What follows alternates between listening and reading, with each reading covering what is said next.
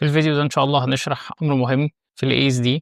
لو أنا عندي عمود بالشكل ده وحابب إن أنا أظهر الأسياخ باينة معايا في الElevation بالشكل ده، وحابب إن أنا أظهرها في الCross section بصورة point، باختار أمر Reinforcement Point، باختار السيخ اللي أنا عايزه، وابتدي ان انا عندي اكتر من اختيار، اختار الحل وهو وول سيجمنت، واختار السيخ اللي انا عايز اوزع عليه، بقول له اوكي، وابتدي عن طريق الامر ده ان انا اتحكم في العدد، وليكن انا عندي 8 اسياخ. تمام. طيب انا عايز اوزع على باقي الاجناب، بختار تاني وول سيجمنت، بختار الجنب ده من الكانه او الجنب اللي انا عايز اوزع عليه، واقول له اوكي، برده ببتدي ان انا اتحكم في الاسياخ، وليكن عندي في الجنب ده 4، بقول له وول سيجمنت، واختار الجنب تالت واقول له اوكي، وهكذا بنفس الطريقه كل الاسياخ.